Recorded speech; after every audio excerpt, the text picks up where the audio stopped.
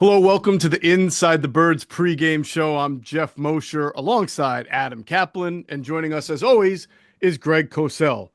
Buckle up, everyone. We've got a Keystone Clash that has high stakes and the feel of a game that will be memorable. We've got the Eagles, who have won 9 straight after their 22-16 win over the Panthers. They improved to 11-2. One game behind the Detroit Lions for the top seed in the NFC, although the Lions would currently own the tiebreaker via a conference record, and the Lions, of course, play the Bills today. Meanwhile, the Steelers, that team that most of us wrote off this year, they're 10-3 and tied with the Bills for the number 2 seed in the AFC and leading the AFC North, just 2 games behind the Chiefs for the top seed in the AFC. And by the way, they play the Chiefs in 2 weeks, and they've won 7 of their last 8. So there's plenty at stake here for both of these powerhouse teams. And fellas, after a somewhat tumultuous week here in the Delaware Valley, it sure feels like the Eagles could use a win here to get the positive vibes again. And Adam, they typically respond well to these weeks of tumult that they've had in the past. You mentioned earlier in the year, Nick Sirianni came under fire for some of his decision making, and the Eagles just shook it off and kept on winning. So do you expect the same sort of shake it off and move on? Oh yeah. In fact, honestly, I thought that one was more of an issue. This one, I think, is nothing. To be honest with you, for 48 hours, it seemed like something. I don't think it's really anything, to be honest with you. But we won't Well, know then till Bill they play. Belichick signed with North Carolina, so that made it kind of irrelevant. Oh yeah, right. Let me tell you something though. Okay, I didn't know you were going there. That story in my 27 years to cover this business is top 3. To say coaches and front office people around the NFL, Greg, are shocked would be an understatement, and I'm going to leave it at that. But let's get back to this game. Yeah.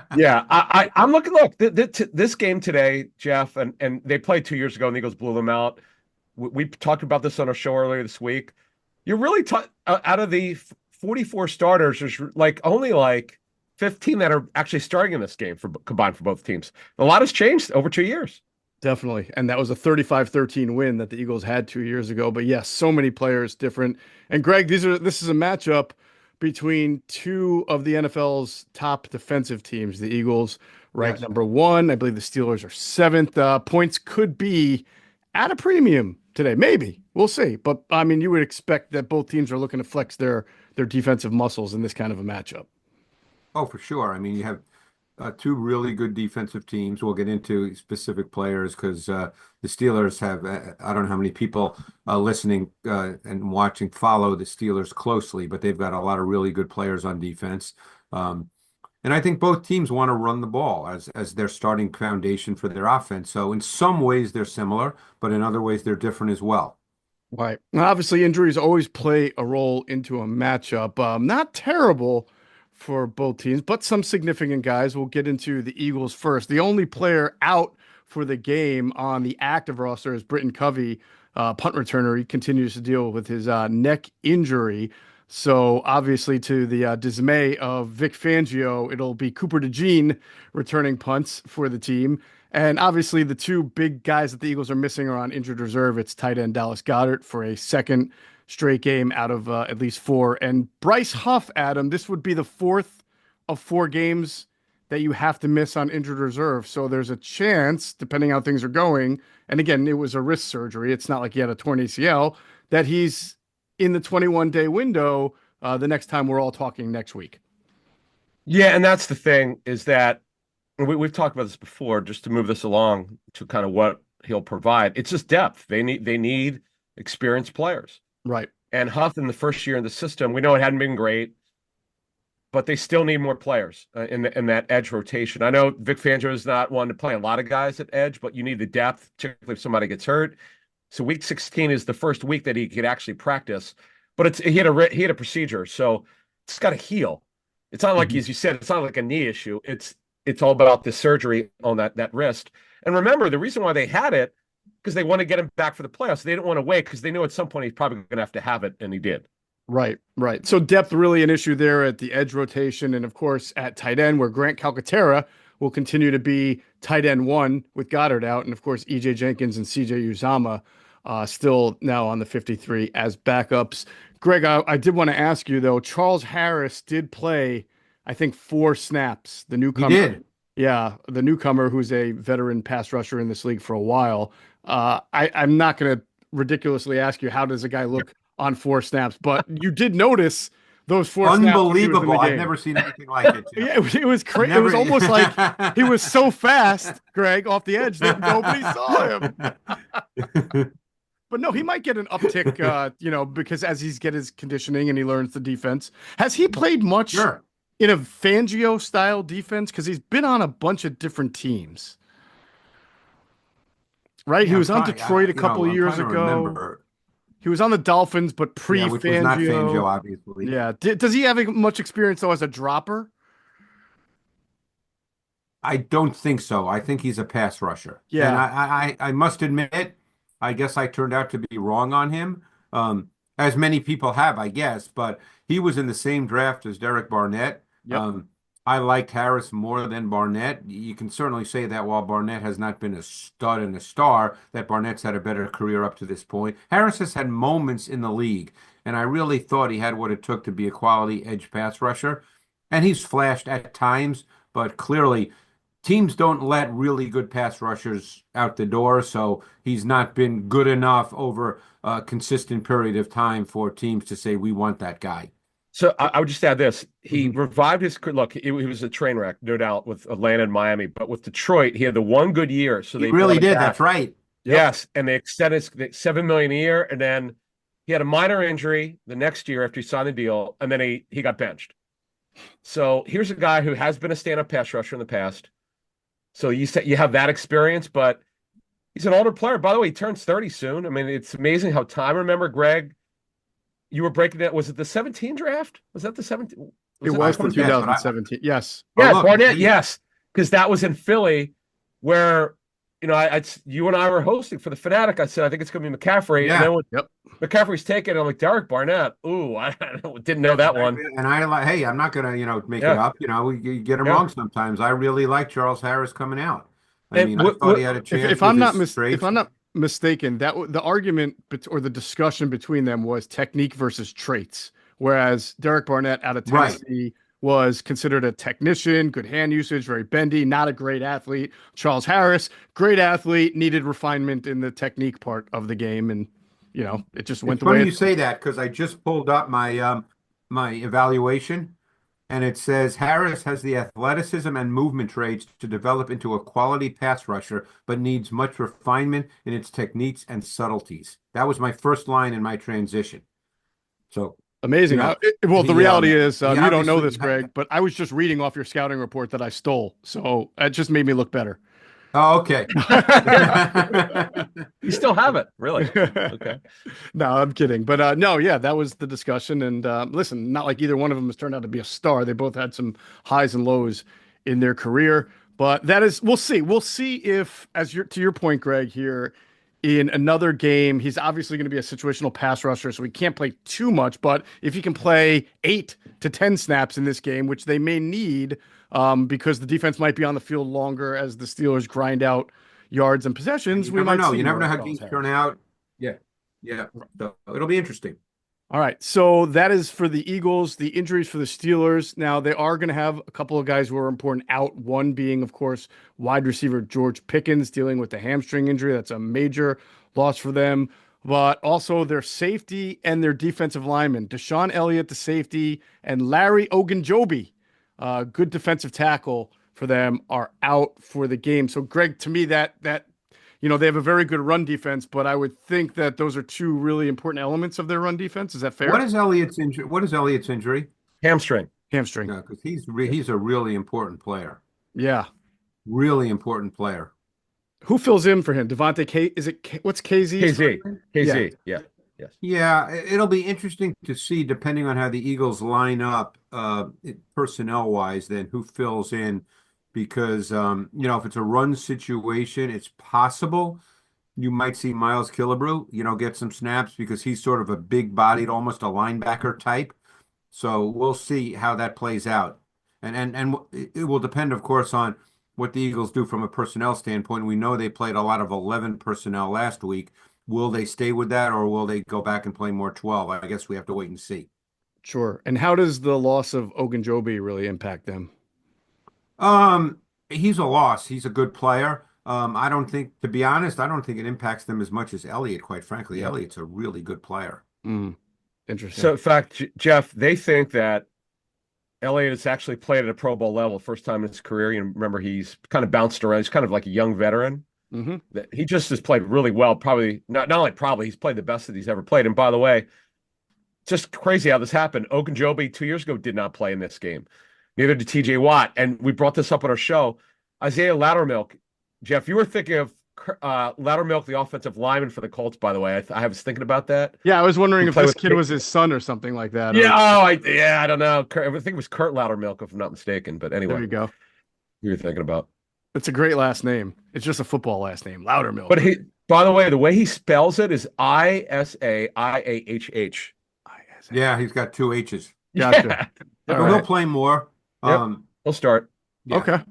All right. So that's the deal with the Steelers. And of course, they have several players on IR that, ordinarily could help them make a difference. That includes their rookies, Troy Fautano, the offensive lineman that they picked in the first round, and Roman Wilson, the wide receiver from Michigan. They're also without, because of IR, the backup guard center, Nate Herbig, a former Eagle. And they're without James Daniels, also interior offensive lineman.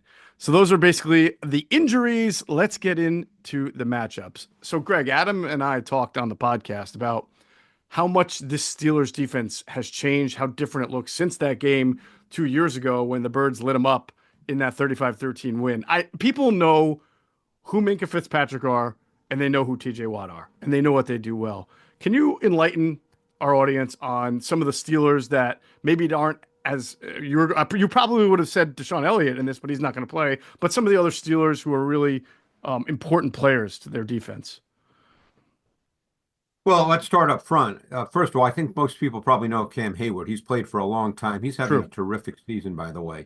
And the other D tackle is Keanu Benton, who is really a good football player. So at D tackle, they are really, really strong with those two players. So that sets up, of course, a great matchup with the run game and the interior of the Eagles' offensive line. Obviously, people know TJ Watt, but at linebacker, they basically play two nickel linebacking duos.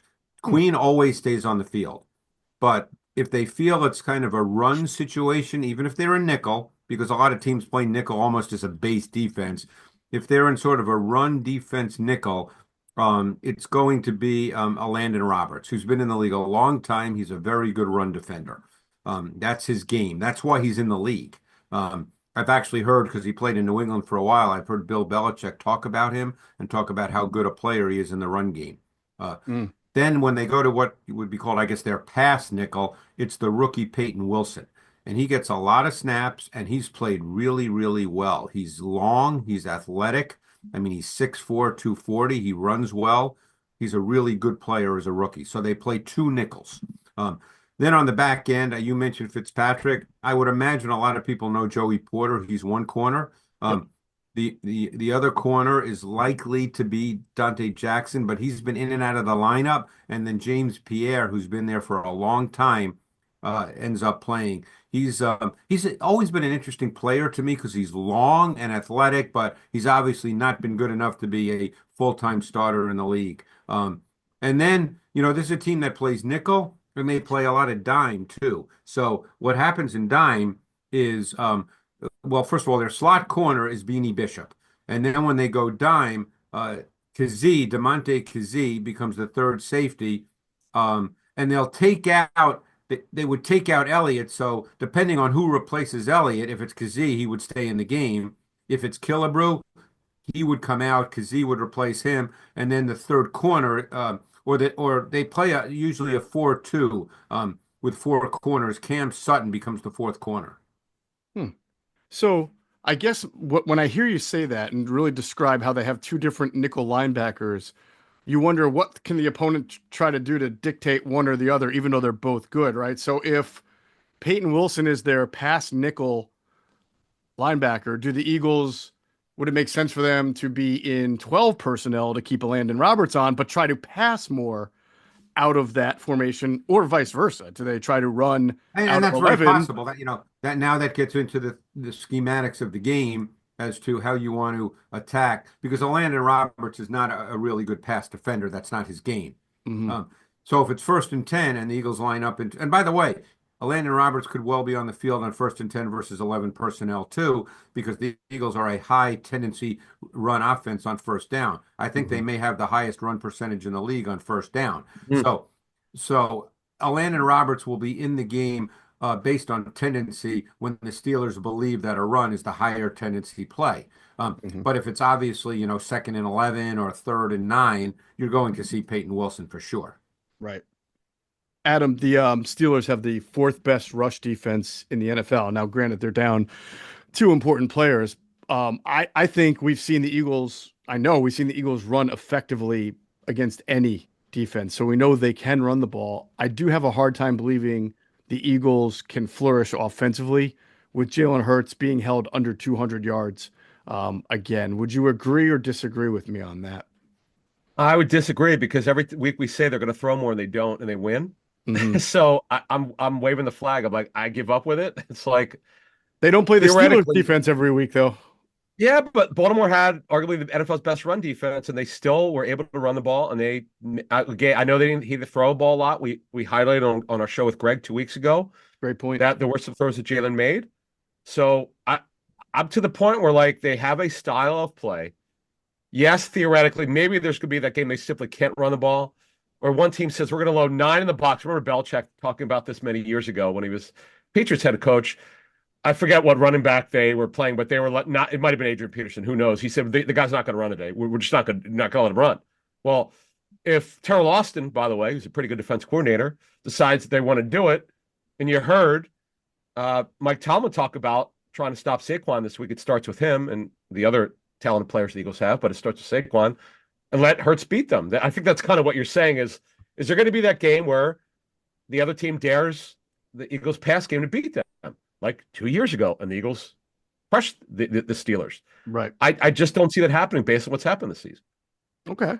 It'll be I agree interesting with that they will stay with their identity. I just thought they might have to open it up a little more this game. Go ahead, Greg. I think they're going to take some shots early, and not because A.J. Brown, talked this week. I think they're going to feel like they can attack, whether it's Dante Jackson or James Pierre opposite Porter. I think they're going to take some shots early because you know that the Steelers defense is going to clearly be geared to stopping the run. Now, they're not going to put 9 in the box, but they're clearly going to line up to defend the run. And I think the Eagles are going to take some shots early. And that's just my sense, because I think that you're dealing with two teams that want the game from a pace and tempo standpoint to play a certain way. Okay. And you want to get them, either team wants to get the other team out of that comfort, pace, and tempo. And I'm not suggesting the Eagles are going to start bombs away, but I think that A.J. Brown, I don't know if Porter's going to travel with him. Sometimes he does, sometimes he doesn't. Maybe he will.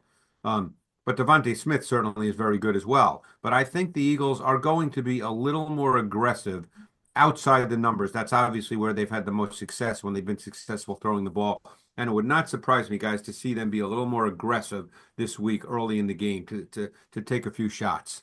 Yeah, let me add, Jeff, before we move on, I want to add a couple things from the stuff I got this week. So Cam Sutton, they brought him back. They would like him to start pushing, beating Bishop, the undrafted free agent who's their nickel. That could start happening this week. We'll see. And they like this kid, Corey Trice, who's a very tall corner. He tore his ACL last summer. We're talking about 2023. He not only would have made the team. Purdue, I did him coming out. He was a very intriguing guy. Yep. He was going to be their third outside corner last year, and then he suffered an ACL injury. He's very close to coming back, and he's got really good length, as Greg would know, because he did his tape. So they've got they have the potential of pretty good depth here. Now, Greg, I would throw this to you. There have been some games, and I know Porter had a number of penalties. I think it was against the Bengals. Are there any particular receivers who give him problems, or is just because the Bengals it's Joe Burrow? Burrow had success. Yeah, I don't think that usually taller guys, usually smaller, quicker guys give them trouble. And I'm not saying if he if he travels with Brown, he's going to shut him down. But that style of receiver is not necessarily someone that would give Porter a problem.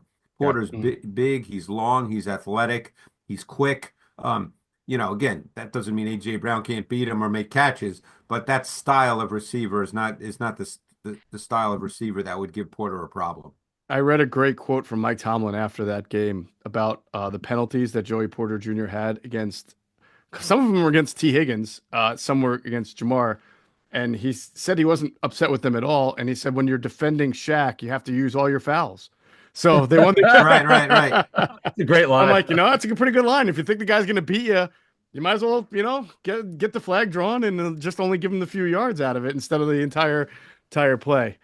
Getting back to the running game, Greg, for the Eagles, which, again, they're going up against a very good run defense. There are several teams this year that are running the ball well and throwing the ball well and doing well. The Packers, the Lions, of course, the Steelers, Washington. What do these teams do to blend or marry their run and pass game well that maybe the Eagles can tap into or do a little bit more of? Well, there are some teams you can throw out. The Lions don't. You have to look at how the Eagles play. Right. The Eagles are basically a shotgun team. So now you get into the shotgun run game. So that's what, the Commanders do a lot of that as well. But to me, and this is just, my sense from watching tape for a long time, I think it's tougher to marry the run game and the pass game from the shotgun. Now, you have other things in the shotgun that cause problems for defense because any time you're in the shotgun, you always have the zone read element, you always have the RPO element. So those two things, I think, are critical in this game. And I really think no huddle is really critical in this game because you either want to force the Steelers to have to substitute or you want to get Hayward and Benton playing snap after snap after snap and maybe wear them out because those two guys are really good. And I know the Eagles have big offensive guards, but Benton is a really good football player and Hayward's been doing this a long time and is having one of his best seasons. So, I think that it's the nature of what you can do with the quarterback in the gun with the zone read, the RPO game, especially since the Steelers are a heavy single high safety defense. So that means you get the slants, the slant flat concept, which you can run a lot off a zone read look, off an RPO look, So, I think that's what you're going to see from the Eagles. Yeah, and Jalen in the past has performed well at times against one high safety teams and trying to get the ball down the sidelines, outside the numbers, manipulating safety in the middle of the field. Yeah, and I don't think the Steelers are going to step outside of what they do. Mike Tomlin doesn't strike me as a guy that's going to come in with the idea that let's do something different because we're playing a good team.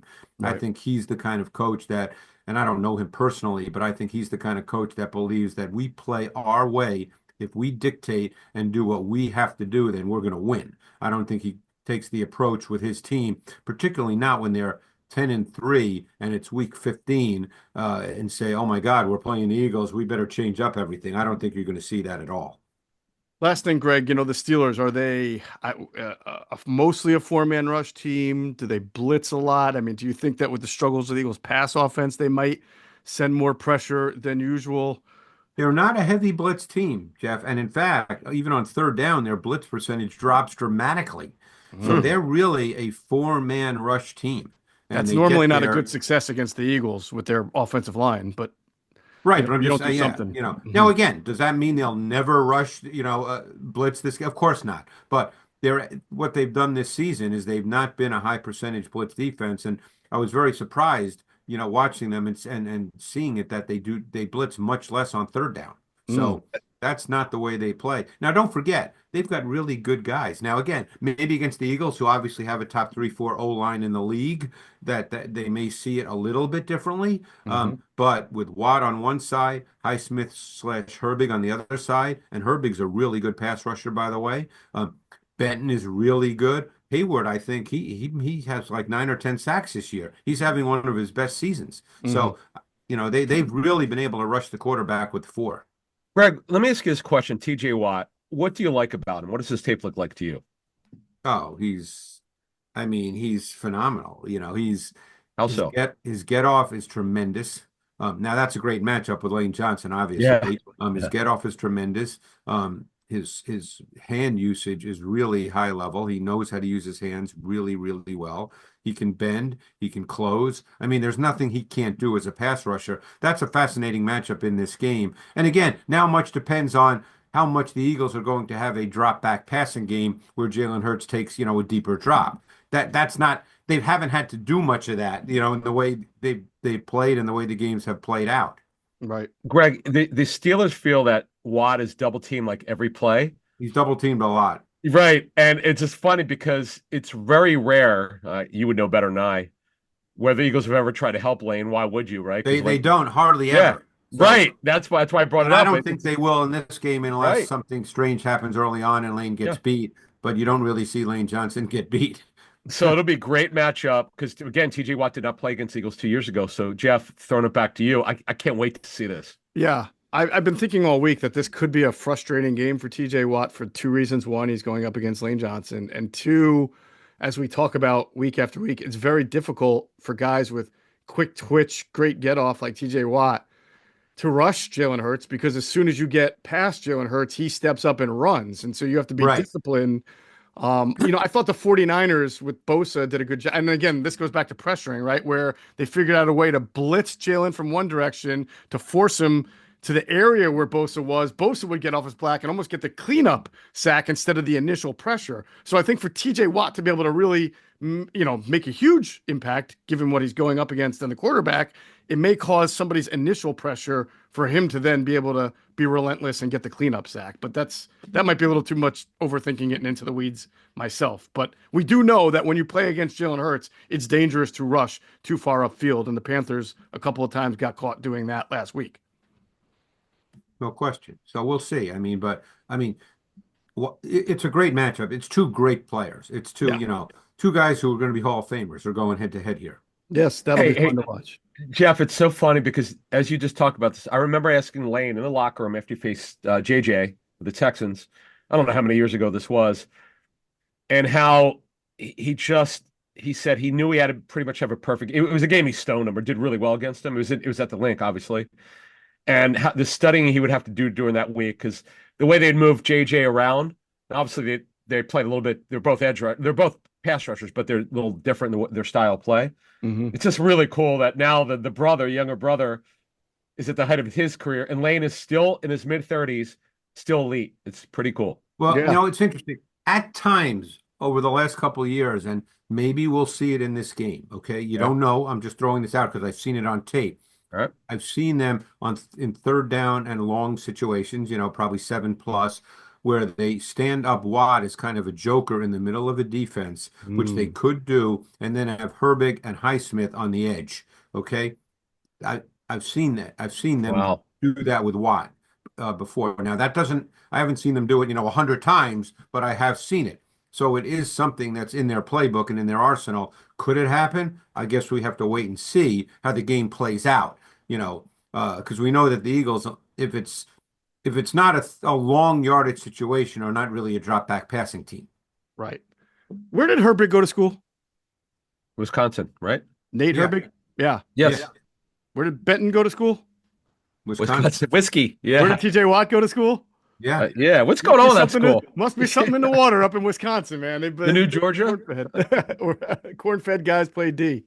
All right, good stuff. Let's talk about this Eagles offense. This Eagles defense against the Steelers offense. Now, got to give Mike Tomlin a lot of credit, guys, because the Steelers were already winning with Justin Fields, and there were people in the building that wanted to go forward with Justin Fields when Russell Wilson was finally recovered from his calf injury, and Mike put the foot down and said, "No, we're going to go with the vet," and he is 6-1 as a starter so far. And Greg, the big I'm going to ask you. You watch all the tape. I don't watch nearly as much. I felt like Russ had gotten to the point in Denver where he was only going to throw a certain pass, and that was it, which was outside the numbers and then nothing over the middle. It seems like he's going back to being able to use the middle of the field. You'll see Freiermuth, you'll see Calvin Austin catch some passes. What are you seeing out of Russ in general? Well, I get the sense watching, and I don't know what he's told to do or what he's asked to do. But one thing that's been clear to me just watching the tape, is unless they're clearly calling a deep shot, the ball's coming out really quick. There's a lot of times he throws a check down like right away, which leads me to believe that he may be told that, hey, if that's there, just take it. Let's stay on schedule and let's move the ball. Let's not get caught in 2nd and 10s or 3rd and 9s, because he very often he just gets the ball to a check down and it gains 8 yards and they just stay right on schedule. So again, I don't know that for a fact. I'm just trying to interpret the tape. But here's what I'll say, Jeff and Adam, as a starting point. The Steelers are a heavy multiple tight end offense. Okay, they play a lot of 12 personnel and a lot of 13 personnel. They have 4 tight ends that play a lot of football for them. So, you're talking about a team that lines up out of multiple tight ends on over 40% of their offensive snaps, at times even in pure pass situations when you wouldn't think that they would do that. So the question now, which is a question we posed last week as well, is what does that mean for the Eagles defense regarding Cooper DeJean? Now, last week, DeJean at times played against 12, but there were other times he did not. So if the Steelers line up with 13 personnel, with Washington, with Haywood, with Freiermuth, my guess is that DeJean's not going to be in the game. So now you get into that chess match, and we don't know the answer until we see the game later today. And unfortunately, we have a long wait, today. But the point is that to me is the starting point. What will the Eagles personnel be on defense? Because clearly DeJean is playing pretty high level football and is critical to the success they've had over the last 6, 7, 8, 9 weeks. And the Steelers are a very heavy multiple tight end offense. Well, sounds like, Adam, we've talked a lot about the linebacker play and how good Zach Bond has been, Nakobe Dean getting downhill. It sounds like, and I think this is usually the case when you face the Steelers, your linebackers are going to get tested. There's no doubt about it. In the run, in coverage a little bit, yeah. but especially in the run. What is it starts with the run? Yeah. No, go ahead. I was just going to say, it's just comical because last summer, 23 is Matt Canada's last year. And when I go to their camp, I usually talk to him. He wound up getting fired, but I remember saying to him, what is kind of like your thought process? Because you're a spread offensive guy. He goes, you realize here it starts with the run game, right? It's dictated by ownership. Yeah. And I was just like, wow, okay. And he explained it. He goes, it was told to me when I was hired, this is what we want. You know how you always say organizational philosophy, Jeff, about what the Eagles want? You've used that line for years. Yep. Well, it starts with Mike Tomlin and the Rooney family. They want to run the football. We go back with our friend Merrill Hodge. You could go back to Franco Harris. It doesn't change. Right. Mike Tomlin. And by the way, that's not just because they're old, right? And they want to play and win football like they did in the 70s or 80s. Because Ben Roethlisberger one year led the NFL in passing, but we know people in the Steelers, and they have a long-standing belief. And Greg, I'm sure you know some people in the organization too, or have been a part. They have a long-standing belief from a personnel acquisition and scouting standpoint, that in order to win the NFC North and win in December and January games in Pittsburgh, because you want to be at home, you've got to have a team built to play in cold, whipping wind weather and beating the Bengals and beating the Ravens, who play similar style football. And they're big on the idea of being a Steeler. And I've been told that they've actually passed on players in the draft that they felt were talented players, but did not necessarily fit the mentality or the composition that they look for when they have their template of what they think a Steeler would be, which I think is a really fascinating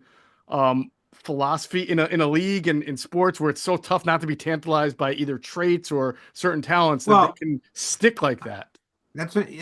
I would add this point. I don't think that their approach is everything is the run game. I think their approach is that football is a physical sport and that you must play physically. Right. So, because look, they made the move to go to Russell Wilson because he adds a vertical passing game to their offense that Fields didn't, even though Fields has a big arm. Fields was not, completing vertical passes, whereas Wilson can. So it's not so much that everything is run, run, run. It's True. physicality. And that Right. your last point, I think, was the right one. There's a certain culture of being a Steeler, and I think it starts with being physical, competitive, and tough. The run game is an offshoot of that, but to me, it's not the starting point. The Mhm. run game, to be a good running team, you've got to have some physicality for the most part. Right. But that's where I think it starts with them, that they And want that, physical players. and that's why they have Najee Harris as their back, a Yeah. physical back. He's a grinder. Warren's the changeup, but the other thing you look at, and we don't talk about the Steelers' offensive line very much, Jeff.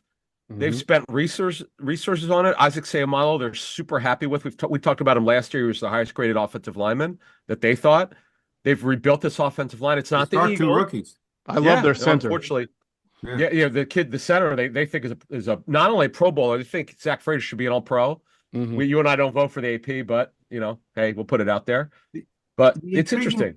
The intriguing player on their offense is, and he can't be overlooked, especially with Pickens out, is Cordero Patterson, Oh, how so? because he's a back and a receiver, and that's the Right. way he's used. That's the way he's deployed in the context of their offense. Now, he's not a volume player. When I mention his name, I'm not saying he's going to get 20 carries or 12 targets, Yeah. but he plays, and he's always been a really talented guy. He's big, he can run, and he's multi-positional. And I'm very curious to see how he's deployed in this game.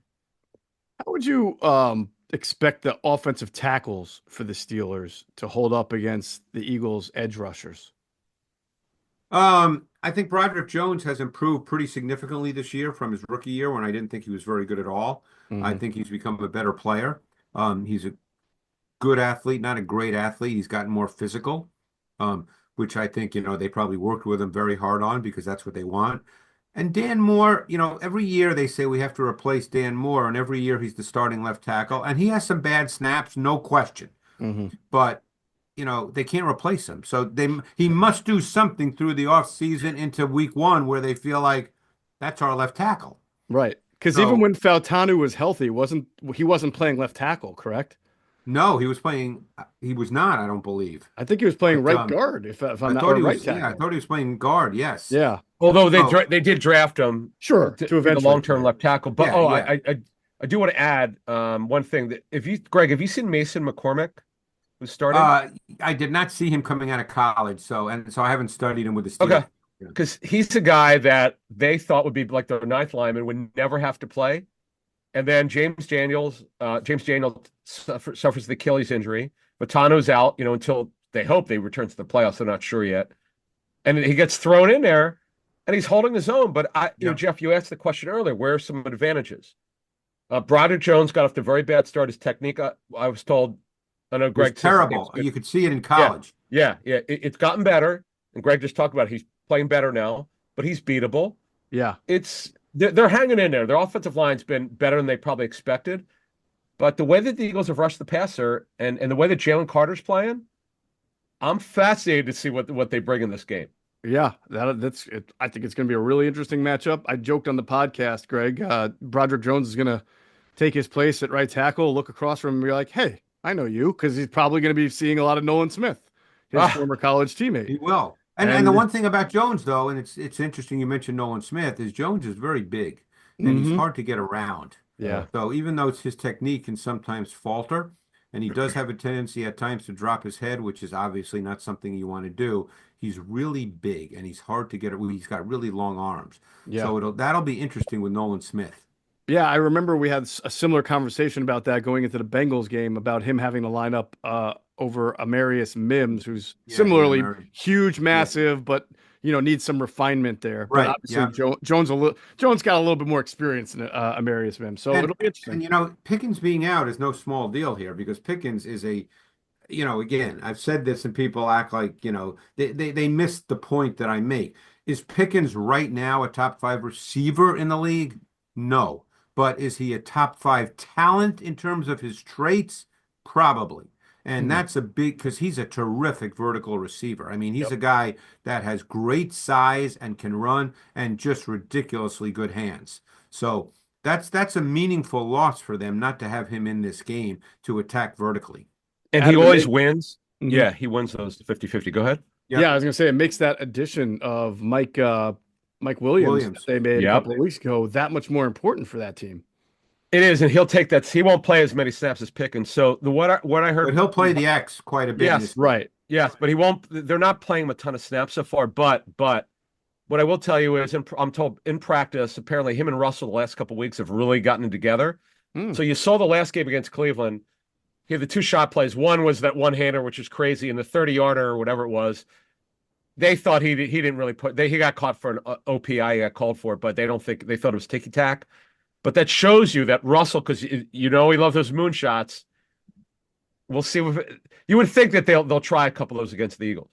You would think so. You can't forget about Ben Skoranek, right, Adam? Oh, former he's a special. Yeah, I don't know why the Texans traded for him, but yeah, you're right. He's on the Steelers. He plays. Yeah, he's a tall receiver. Scotty Miller, Van Jefferson, who, by the way, Jeff, I don't know the touchdown that Van Jefferson ran. So I had heard that's one of the few RPO plays that they've run with Wilson. That was the touchdown to Van Jefferson. All right. So maybe they bring this. The Eagles are playing such good defense right now. I'm fascinated to see what Arthur Smith brings out here. He's another run the ball guy. We'll see what happens. Well, the one player before we move on, you got to talk about Freiermuth. Freiermuth is a really good receiving tight end, and he works the middle of the field really, really well. And he's definitely got a rapport with Wilson. And it'll be interesting to see how the Eagles, whether they play man, zone, whatever. But Freiermuth is a guy you need to make sure you take him away, particularly in critical situations. He's a really good receiver. Is he a decent blocker too, Greg, or is he just in there for when they're passing? He's decent, but I mean, like I said, they play a lot. Washington is a really good blocker. He's 270 pounds, the former Georgia tight end. Yep. They've got Hayward. Pruitt's not a great blocker. He's more of a receiver, but Hayward and Washington are the better blockers. And very often they'll line Hayward up as an I formation fullback. Right. All right. So as we close it off on defense, it'll just be interesting to see if Vic Fangio feels like he can get enough pressure with a 4-man rush. Or if he's going to have to figure out a way to doctor up some blitzing.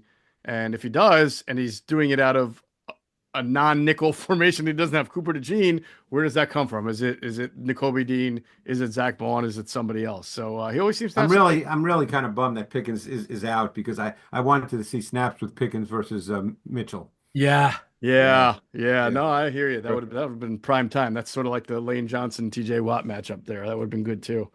All right, so that is really the offense versus the defense and vice versa for both teams. And now we get into our favorite part. By the way, Eagles 5-point favorites here. Really? At the link. Last I checked. 5-point favorites in the game. Surprised me. This is a ridiculously hard game to pick. I mean, I have no freaking idea. Well, you're going to have to pick somebody. Well, guess what, Greg? I'm starting with you. What do you got? I mean, to me, this is kind of a coin flip. For some reason, I believe that the Eagles are going to be more aggressive with the pass game early. And when I say that, I don't mean they're going to come out tossing it all over the yard. I meant what I said a little earlier, where I think they're going to take some shots outside the numbers. And I would not be surprised if they hit one, maybe two. And that doesn't mean they're going to be 80-yard touchdowns. But I think I'm going to pick the Eagles. It's not going to be a high-scoring game in my view, unless there's crazy plays. I almost feel like this is like a 1917 kind of game. That's kind of the way I feel about this game. I'm close. Yeah, I'm close. And who am I going to pick? Player of the game. Oh, boy. The Pog. This one is so I love the fact that you have not premeditated this. I mean, you're really I know exactly thinking about it. B, I love the fact that you're wrestling like internally with this. This is I've been wrestling all since I knew I'd have to do this. I'm not just wrestling now. You didn't wrestle in high school, did you? No, I'm just kidding. Yeah, probably since Monday. I break out in a cold sweat trying to think of my player of the game. That's why he's wearing a sweatshirt, by the way. Because you know how accountable we hold each other when we're wrong about these things. I know. You know what? This might sound crazy, but I'm going to pick Jalen Hurts. Okay, Jalen Hurts. Did you pick a Hurts game? Bombs away. I don't believe 1917. Oh, no! Oh, you literally meant 1917. Okay, I thought you meant it was going to be a game that gave you like the year 1917 kind of feel. But all right, I see. I wasn't around then, even though Adam thinks I was. You might have been. Hey, you don't look, I've said it. You don't look a day over 80. You look great. I agree. I hope I look that good at 79. All right. Adam, Nice. your turn. Oh, me. Yeah. I've got it. Eagles 20, Steagles, the Eagles Steelers. If you remember, that was their first name. Yeah. So I've got Eagles 20, Steelers 16. My player of the game, because I don't believe Mason, whoever Jalen Carter lines up against, and they'll move him around, obviously, he's going to have. I know Jack Frazier's playing great. Isaac Seumalo is playing good. I want to see. I want to see Mason McCormick hold up at right guard. They'll move Jalen around. I got Jalen Carter as my player of the game. I like it. I always like when we pick a defensive player as player of the game. I think the Eagles are going to be very close and then have a pull away game in the fourth. Oh. So I have them winning 27-17. And guys, the Hollywood script is set up for AJ Brown to be player of the game. No, see, that's the easy one, Jeff. No, Well, it's the you fun say one, that. Greg. You It's the say fun that. one. I mean, it's been slow going lately, but okay. Yeah, no, I do. I think he's going to get the ball, and it's about time. And yeah, that's how I see the game. All right. We will definitely talk about it afterward on Inside the Birds post game live. Myself, Adam Kaplan, and Well, whatever happens in this game, we should have a lot of fun with the Patreon group on Tuesday night. Oh, we yeah, will it's have true. a lot of fun. Sign up, patreon.com/inside Yeah, birds because if you this game's haven't. going to be Yeah. very intriguing. It's just a tactical, schematic, fun NFL game. Absolutely. And by the way, whatever you do, folks, don't ask Greg about special teams. If you're going to sign up, that's the only thing he refuses to talk about. It's actually in his contract. Yeah. No special teams. no problem. long snapper rankings. We don't do that. Right. He doesn't do rankings anyway, so don't No, ask. we don't do rankings. All right, that's going to do it for Inside the Birds pregame live. For Greg Cosell and Adam Kaplan, I'm Geoff Mosher. Enjoy your football watching and the Birds game, everybody.